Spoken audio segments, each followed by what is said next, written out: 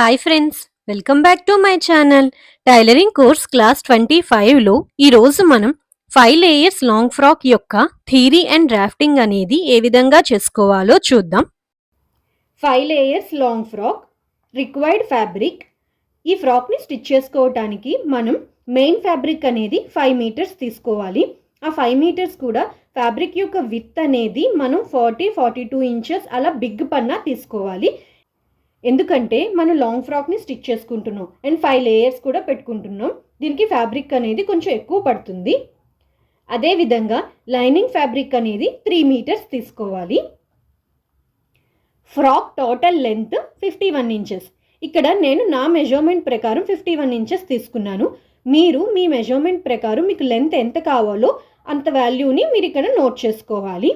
ఇక్కడ లెంత్ని మెజర్ చేసుకునేటప్పుడు మనం మన షోల్డర్ నుంచి కిందన ఫీట్ వరకు ఎంత ఉందో లెంత్ని మెజర్ చేసుకుని ఆ వాల్యూని ఇక్కడ నోట్ చేసుకోవాలి.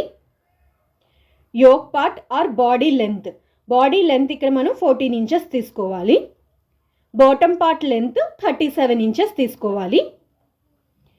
Here we have to divide bottom part length by 5.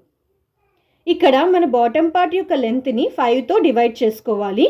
ఎందుకంటే because we have to stitch 5 layers frock. మనం ఇక్కడ 5 లేయర్స్ ఫ్రాక్ని స్టిచ్ చేసుకుంటున్నాం కాబట్టి మన బాటమ్ పార్ట్ యొక్క లెంత్ ఎంత ఉంటుందో దాన్ని డివైడెడ్ బై 5 చేసుకుని తీసుకుంటే మనకి ఒక వాల్యూ వస్తుంది. ఆ వాల్యూ బట్టి మనం లేయర్స్ని పెట్టుకోవాలి. ఇన్ కేస్ మనం ఇక్కడ 3 లేయర్స్ ఫ్రాక్ని స్టిచ్ చేసుకున్నారనుకోండి, అప్పుడు మన బాటమ్ పార్ట్ లెంత్ ఎంత ఉంటుందో దాన్ని డివైడెడ్ బై 3 చేసి తీసుకోవాలి. ఈ విధంగా మనం లేయర్స్ కోసం డివైడ్ అనేది చేసుకుని తీసుకోవాలి. Next measurements. బాడీ లెంత్ ఇక్కడ మనకి 14 ఇంచెస్, దానికి 1 ఇంచ్ మార్జిన్ కోసం యాడ్ చేసుకుని మనం బాడీ పార్ట్ యొక్క లెంత్ 15 ఇంచెస్ తీసుకోవాలి. ఇప్పుడు మనం విడ్త్ అనేది ఫ్యాబ్రిక్ యొక్క విడ్త్ అనేది ఎంత తీసుకోవాలి అంటే ఫ్రంట్ పార్ట్ విడ్త్ 20 ఇంచెస్ తీసుకోవాలి. బ్యాక్ పార్ట్ విడ్త్ 21 ఇంచెస్ తీసుకోవాలి. ఇక్కడ ఫ్రంట్ పార్ట్ విడ్త్ కన్నా బ్యాక్ పార్ట్ విడ్త్ 1 ఇంచెస్ ఎందుకు ఎక్స్ట్రా తీసుకోవాలి అంటే మనం బ్యాక్ పార్ట్లో హుక్ పట్టీ కానీ ఆర్ జిప్ని కానీ యాడ్ చేసుకుంటాం కదా, దానికోసం ఒక 1 ఇంచ్ అనేది ఎక్స్ట్రా తీసుకోవాలి బ్యాక్ పార్ట్ విడ్త్. ఇక్కడ మనం విడ్త్ని ఏ విధంగా క్యాలిక్యులేట్ చేసుకోవాలి అంటే మన చెస్ట్ రౌండ్ ఎంత ఉందో చూసుకోండి. ఇక్కడ నా మెజర్మెంట్ ప్రకారం చెస్ట్ రౌండ్ 32 ఇంచెస్, దానిలో 4th పార్ట్ ఎంత 8 ఇంచెస్ వచ్చింది. ఇక్కడ మనం మార్జిన్ కోసం 2 ఇంచెస్ యాడ్ చేసుకుంటున్నాం. అంటే ఈ 8 + 2 10 ఇంచెస్. ఫ్యాబ్రిక్ని 2 ఫోల్డ్స్ చేసుకుంటే ఫ్రంట్ పార్ట్ యొక్క విడ్త్ అనేది 10 ఇంచెస్ పెట్టుకోవాలి. ఇక 20 ఇంచెస్ అని ఎందుకు రాసుకున్నాను అంటే మనం ఇక్కడ ఫ్యాబ్రిక్ని సింగిల్ ఫోల్డ్లో చూపిస్తున్నాను. అంటే సింగిల్ ఫోల్డ్ అయితే మనం 20 ఇంచెస్ తీసుకొని దాన్ని సెంటర్లో ఫోల్డ్ చేసుకుంటాం. అప్పుడు విడ్త్ అనేది మనకి 10 ఇంచెస్ వస్తుంది. సో మనం ఇక్కడ ఫ్రంట్ పార్ట్ యొక్క విడ్త్ 20 ఇంచెస్ తీసుకోవాలి. బ్యాక్ పార్ట్ యొక్క విడ్త్ 21 ఇంచెస్ తీసుకోవాలి. Shoulder 13 inches, chest round 32 inches, waist round 28 inches. ఇక్కడ మీరు మీ మెజర్మెంట్ ప్రకారం చెస్ట్ రౌండ్ ఎంత ఉంటుందో వేస్ట్ రౌండ్ ఎంత ఉంటుందో మెజర్ చేసుకుని ఆ వాల్యూని నోట్ చేసుకోండి.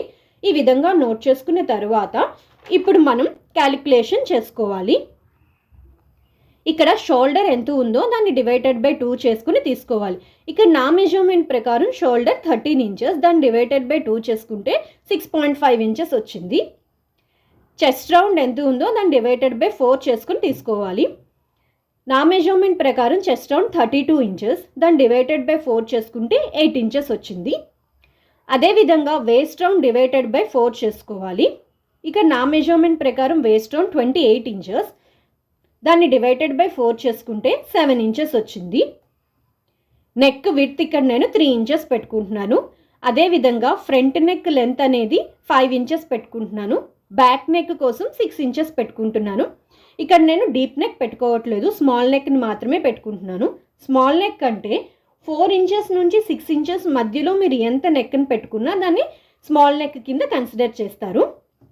Next bottom part calculation. ఇప్పుడు మనం బాటమ్ పార్ట్ కోసం క్యాలిక్యులేషన్ అనేది చేసుకోవాలి. Bottom part layer length.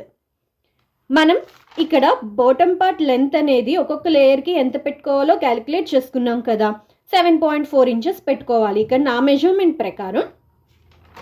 So ఆ 7.4 ఇంచెస్కి మనం 1 ఇంచ్ మార్జిన్ కోసం యాడ్ చేసుకుని తీసుకోవాలి. అంటే 8.4 ఇంచెస్ వచ్చింది. సో మనం ఒక్కొక్క లేయర్ యొక్క లెంత్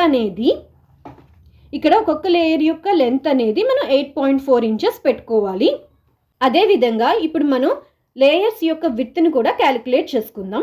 ఫస్ట్ లేయర్ విత్, మనం ఫస్ట్ లేయర్ యొక్క విత్ని ఏ విధంగా క్యాలిక్యులేట్ చేసుకోవాలి అంటే,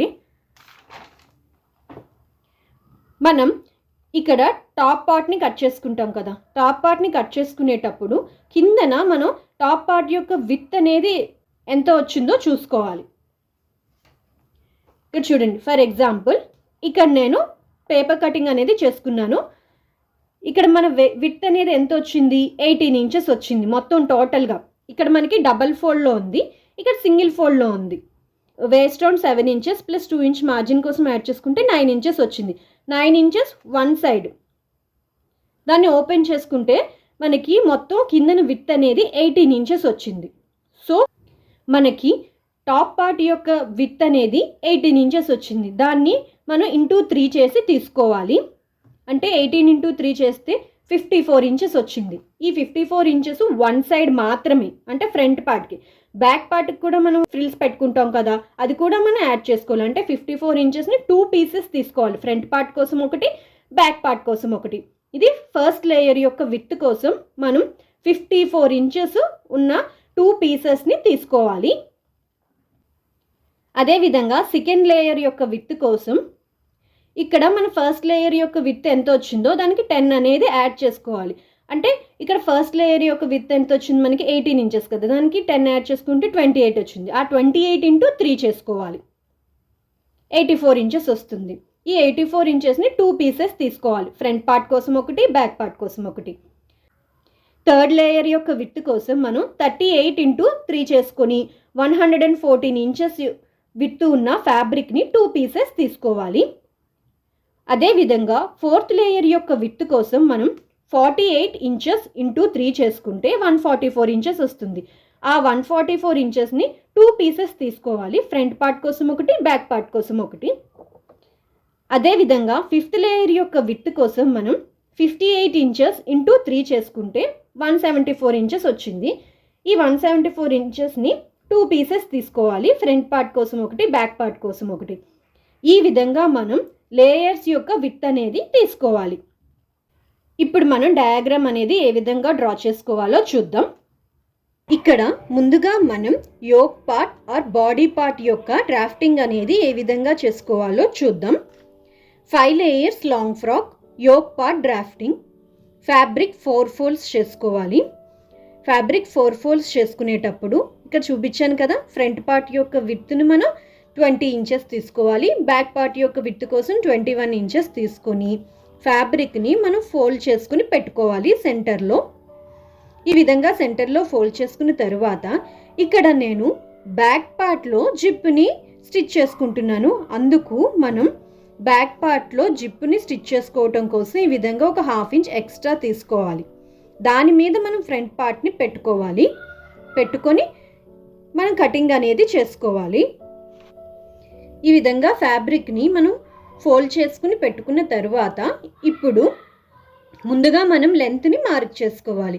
ఇక్కడ మనకి బాడీ పార్ట్ యొక్క లెంత్ 14 ఇంచెస్, దానికి 1 ఇంచ్ మార్జిన్ కోసం యాడ్ చేసుకుని లెంత్ కోసం మనం 15 ఇంచెస్ తీసుకోవాలి.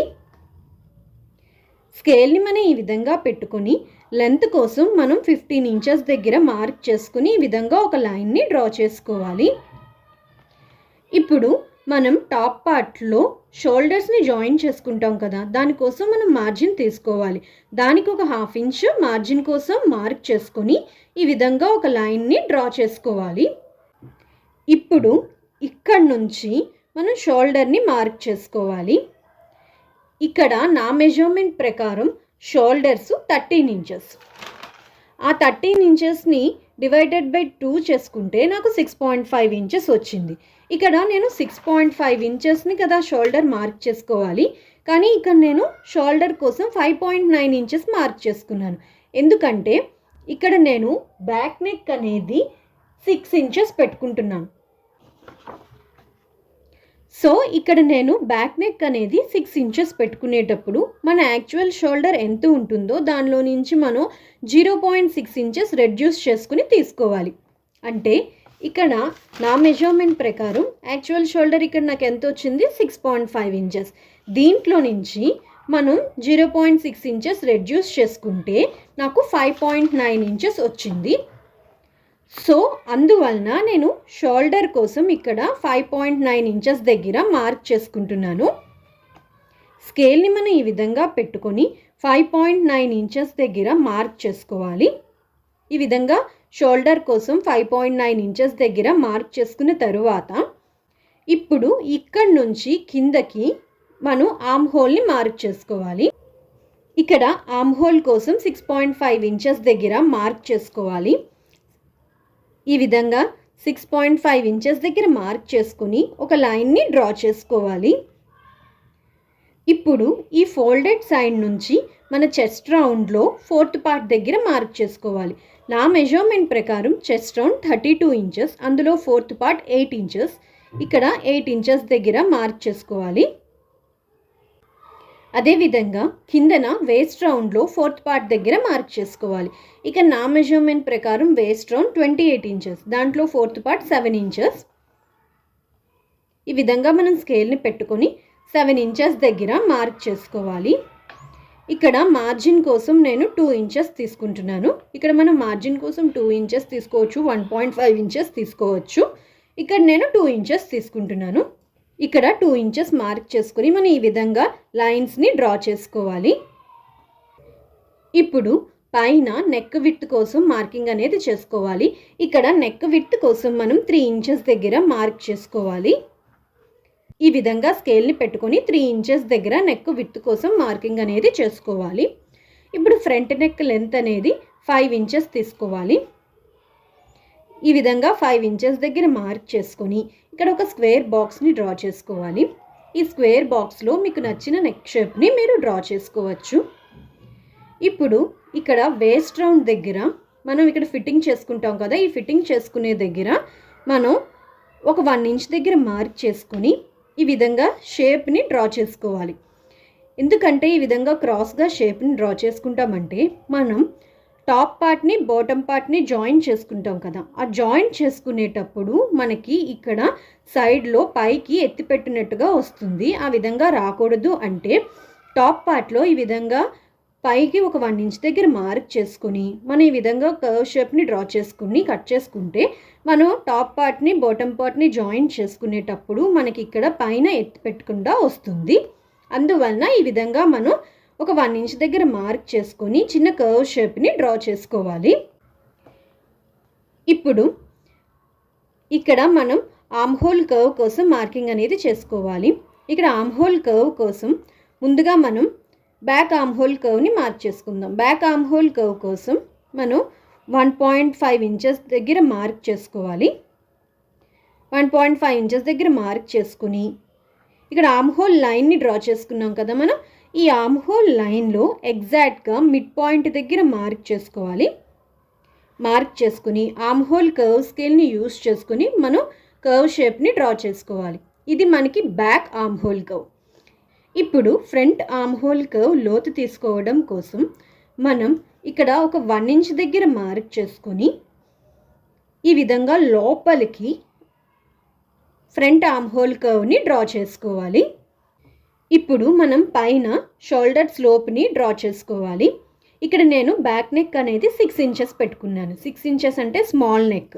స్మాల్ నెక్ని డ్రా చేసుకునేటప్పుడు ఇక్కడ షోల్డర్ స్లోప్ అనేది ఇటువైపుకి డ్రా చేసుకోవాలి, నెక్ సైడ్ కాదు. ఈ విధంగా ఆర్మ్ హోల్ సైడ్ డ్రా చేసుకోవాలి షోల్డర్ స్లోప్ అనేది. ఈ విధంగా మనం బాడీ పార్ట్ యొక్క డ్రాఫ్టింగ్ అనేది చేసుకోవాలి. ఇప్పుడు మనం బాటమ్ పార్ట్ యొక్క డ్రాఫ్టింగ్ ఏ విధంగా చేసుకోవాలో చూద్దాం. మనం బాటమ్ పార్ట్లో 5 లేయర్స్ పెట్టుకుంటున్నాం కాబట్టి మనం 5 లేయర్స్ని కట్ చేసుకోవాలి. ఇక్కడ ప్రతి లేయర్ యొక్క లెంత్ అనేది ఈక్వల్గానే ఉంటుంది. విత్ ఒకటే మనం చేంజ్ చేసుకోవాలి. ఇక్కడ నా మెజర్మెంట్ ప్రకారం లెంత్ని మనం ఎంత తీసుకోవాలో క్యాలిక్యులేట్ చేసుకున్నాం కదా. ఇక్కడ లేయర్ యొక్క లెంత్ అనేది మనం 8.4 ఇంచెస్ పెట్టుకోవాలి. సో ఫస్ట్ లేయర్ కోసం లెంత్ అనేది 8.4 ఇంచెస్ పెట్టుకోవాలి. విడ్త్ కోసం మనం ఇక్కడ ఫస్ట్ లేయర్ యొక్క విడ్త్ కోసం ఎంత తీసుకున్నాం? 54 ఇంచెస్. అది ఫ్రంట్ పార్ట్ కోసం. బ్యాక్ పార్ట్ కోసం కూడా కలిపితే 108 విడ్త్ కోసం తీసుకోవాలి. అంటే 2 పీసెస్ తీసుకోవాలి. ఫ్రంట్ పార్ట్ కోసం ఒకటి, బ్యాక్ పార్ట్ కోసం ఒకటి. అంటే మనం ఇక్కడ ఫస్ట్ లేయర్ కోసం లెంత్ అనేది 8.4 ఇంచెస్, విడ్త్ అనేది 54 ఇంచెస్ ఉండే విధంగా ఒక పీస్ ఆఫ్ ఫ్యాబ్రిక్ని కట్ చేసుకుని తీసుకోవాలి. అదేవిధంగా సెకండ్ లేయర్ కోసం లెంత్ అనేది 8.4 ఇంచెస్, విడ్త్ అనేది 84 ఇంచెస్ ఉండే విధంగా మనం 2 పీసెస్ ఆఫ్ ఫ్యాబ్రిక్ని కట్ చేసుకుని తీసుకోవాలి. ఫ్రంట్ పార్ట్ కోసం ఒకటి, బ్యాక్ పార్ట్ కోసం ఒకటి. అదేవిధంగా థర్డ్ లేయర్ కోసం కూడా లెంత్ అనేది 8.4 ఇంచెస్, విడ్త్ అనేది 114 ఇంచెస్ ఉండే విధంగా మనం 2 పీసెస్ ఆఫ్ ఫ్యాబ్రిక్ని తీసుకోవాలి. ఫోర్త్ లేయర్ కోసం లెంత్ అనేది 8.4 ఇంచెస్, విడ్త్ అనేది 144 ఇంచెస్ ఉండే విధంగా 2 పీసెస్ ఆఫ్ ఫ్యాబ్రిక్ని కట్ చేసుకుని తీసుకోవాలి. అదేవిధంగా ఫిఫ్త్ లేయర్ కోసం లెంత్ అనేది 8.4 ఇంచెస్, విడ్త్ కోసం 174 ఇంచెస్ పెట్టుకొని 2 పీసెస్ ఆఫ్ ఫ్యాబ్రిక్ని మనం కట్ చేసుకుని తీసుకోవాలి.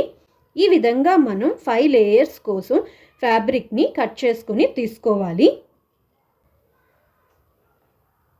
ఇక్కడ నేను బాడీ పార్ట్ని సేమ్ ఇక డయాగ్రామ్ని ఏ విధంగా డ్రా చేసుకున్నానో సేమ్ అదే విధంగా పేపర్ మీద కూడా డ్రా చేసుకుని కట్ చేసుకుని తీసుకున్నాను.